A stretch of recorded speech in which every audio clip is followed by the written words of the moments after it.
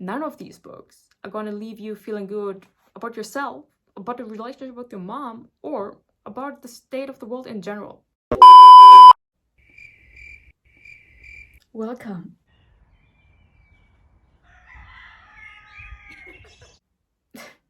For real though, you guys, welcome back to another book video on my channel.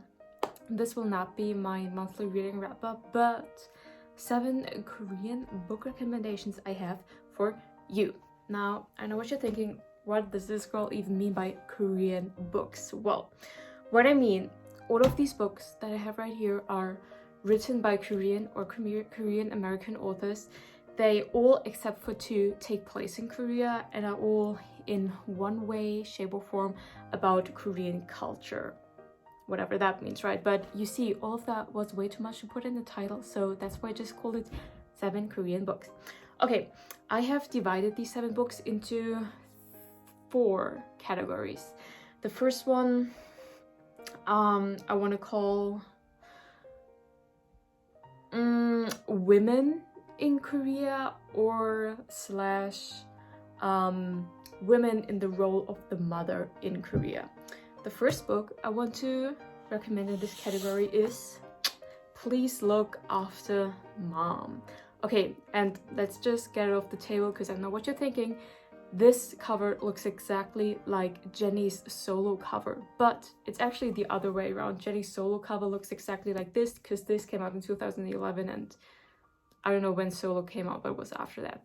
Anyways, but now let's talk about the book, okay? This is written by Kyung-Sok Shin.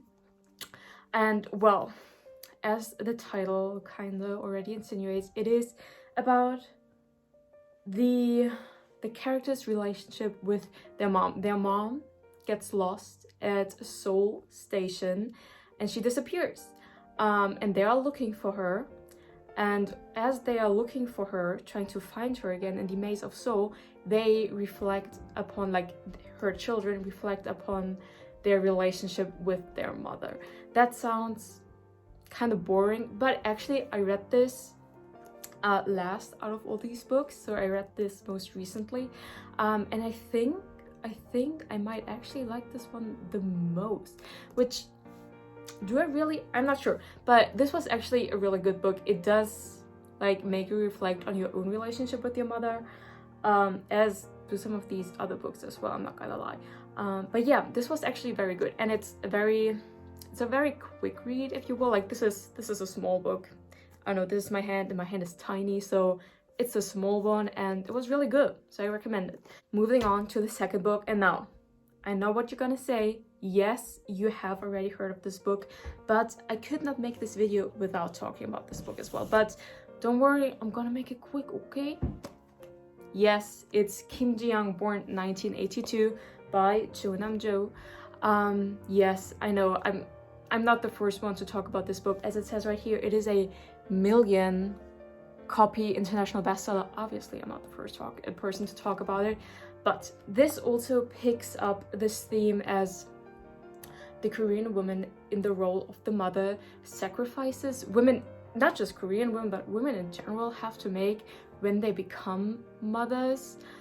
Sacrifices women have to make in general, microaggressions women have to deal with in their everyday life. So that, yeah, this talks about like the specific like Korean example, but I think women all over the world reading this can relate to a lot of the stories told. So that this book like talks about these things, opens up the conversation about them, I thought was amazing. And I thought that's also why this became so popular. So therefore I would like every woman on this planet to read it, but also every man and everybody else, because like especially men though, you know, because if men became more aware of these microaggressions that some of them might even do subconsciously in their everyday life towards women, that would be a good thing, you know. And this book also talks about these microaggressions women face in everyday life. So yeah, I can only recommend this book to everyone. But yeah, again, it will make you not question, but like think about your relationship with your mom. And at the end of this book, you're gonna want to talk to your mom about like, mom, tell me about your life. Tell me what kind of sacrifices you had to make to have me, basically. So that's a good conversation starter, I would say. And now, last but not least, in this category of women in Korea, this book doesn't necessarily touch on the trope of women as mothers, but, well, I'm just going to show you right here. It is this book right here, If I Had Your Face by Frances Cha. This talks about beauty standards, basically, in Korea. It is written out of the perspective out of 4, I want to say, or 5 different perspectives. All of them are women. They're all living in the same apartment building. Some of them are even like roommates or like live in the same apartment, so like their storylines are kind of like intertwined, but basically all of these women had like crazy past. They had like crazy traumatic stuff happening to them in their past plus in their present life. One of them, for example, is a salon girl, which I think you could compare to being like an escort girl, as in like she works at this salon that especially businessmen go to like drink with their clients, and she's just like a pretty woman they're drinking with at that establishment. And in her case, that also includes prostitution. So that in itself is a extreme situation, if you ask me. So that is one of the tropes. This book also touches on, like, I don't want to say abusive, but definitely like negative relationships with like one of this girl's like boyfriend. Then we go back into the past, and we will learn a bit more about like the crazy stuff that happened in the past of these different women. But I found this book to have a surprisingly upbeat undertone. Upbeat is not the right word, like scratch that, or like don't quote me on it, but overall I found this to have like a kind of girl power vibe, as in, yes, all of these women are dealing with really terrible stuff, but they're kind of like all in it together, or like they are all there for each other, supporting each other. And that was kind of like the vibe I got from this, especially in the ending. And that, I don't know, that gave me that almost like positive, nice girl power vibe. But still, of course, it deals with some heavy subjects, so it's not just all ooh girl power. Now moving on to the second category, which I'm going to call historical fiction. Some of you might have heard about this book before, though it's not as much talked about on BookTube or like in general as like, for example, Kim Ji-young. The book I'm talking about is Human Acts by Hangang. You will maybe have heard of her other novel, The Vegetarian. I have not read that. I've only read the synopsis and was like, what the fuck? But yeah, I didn't read that. I read Human Acts. Now, I'm putting this in the category of historical fiction because this takes place during an actual historical event, the Gwangju Uprising. Gwangju is a city in the southwest of Korea, and during the 1980s, a student uprising against the government took place. There was a lot of violence involved. It was one of the most violent events in Korean history. And this book takes place during this uprising, but also in the aftermath of it. Now, I'm gonna need to put like a quick trigger warning out there, seriously, because like none of these books are especially, I don't know, positive or like nice to read, quote unquote, but this one is by far the most heavy duty out of all of them.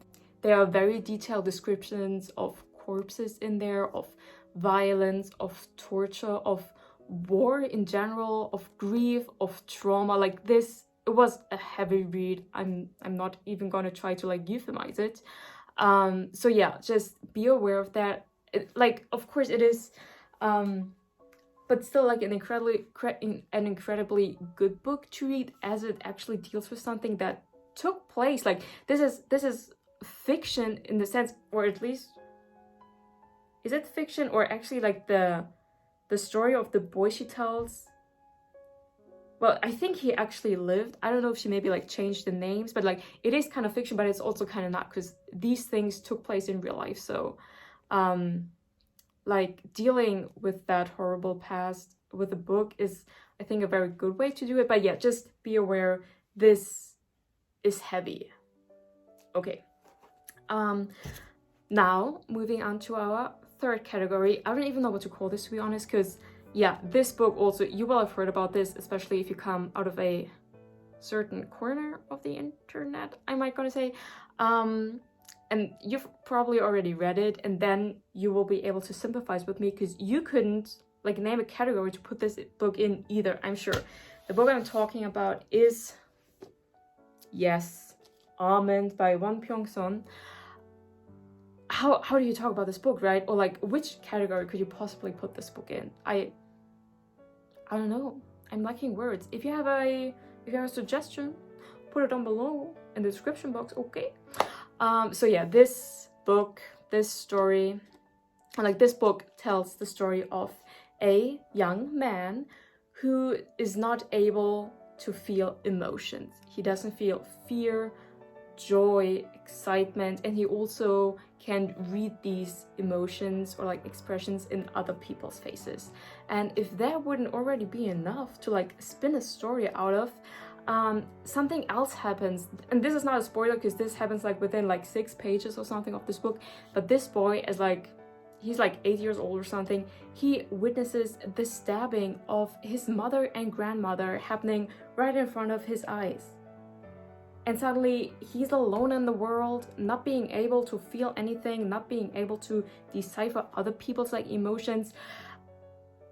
And yeah, that's kind of like what this book deals with, how this boy leads his life. Like this book only takes place in like the first, I want to say 25 years of this guy's life. So like his adolescence and stuff. Yeah. I don't know what else I could say about this book. I mean, all of these are kind of hard to describe. Also, I suck at plot summaries, so sorry. But yeah, especially the ending of this. I'm not gonna say anything else. Okay, now, last but not least, the last category is called Korean American Identity, in parentheses, Crisis. I don't really want to use the word crisis because that has like this negative connotation to it, but neither of these two books is about how great it is to be Korean American or like the advantages of it, but they both deal like more with the struggles of like being stuck, if that's an expression I can use, between two cultures, two countries, etc. But these two novels pick up this theme very differently. The first one I'm going to recommend to you is The Interpreter by Suki Kim. This deals with this topic in the frame of a murder mystery, though, mind you, this is not a murder mystery as a Agatha Christie's a murder mystery. Like, yes, we touch and like we kind of investigate the murder of the main girl's parents that happened 5 years ago, and she kind of like solves that, but it's not really what this book is about at all. Like, this book is about the relationship she had with her parents, how she had a falling out with her family because she started an affair with a married professor, and yeah, her everyday life as a Korean American in New York. This takes place in New York, which I loved. Like, all of these other ones so far, they took place in Korea, all of them. But yeah, this is like the first one that takes place somewhere else in New York, as I just said. So yeah, this story, like on the surface, deals with a murder mystery kind of. But yeah, what it's actually about is like her relationship with her parents. Okay, and now, last but not least, the last book I'm gonna recommend to you in this is Crying in H-Mart by Michelle Zauner. This, I believe, only came out in April of this year, so it's brand new, but still, I have the feeling that quite a lot of people have already talked about it. Well, add one more to the list, I guess. So yeah, Crying in H-Mart. As you can see right here, this is a memoir. So she touches on this topic of like Korean American identity in the form of a memoir. She talks about how her mom got diagnosed and eventually died of cancer in this book. She like takes you along for the ride from when her mom got diagnosed to when she got like treated for it, but then in the end still died from it.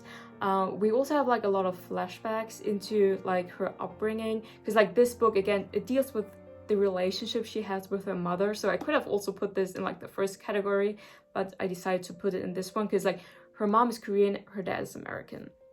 So the relationship with her mom also like deals like with her Korean identity, kind of.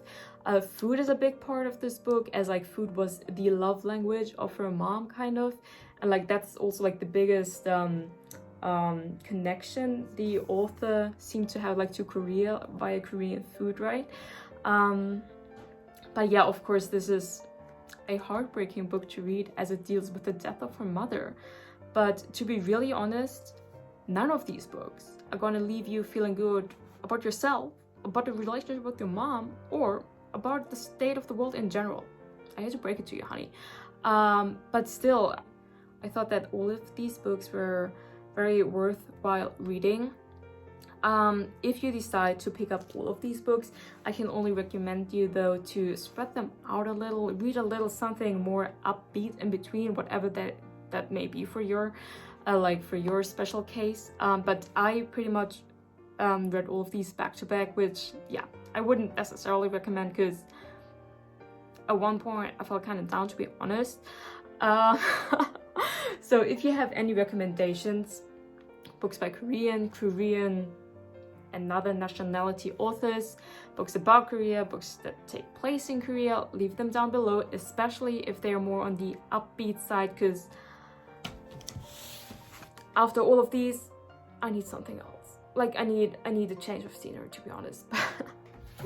I hope you enjoyed this video. I hope that you might have not heard of all of these books. I think I did a good research. I think so.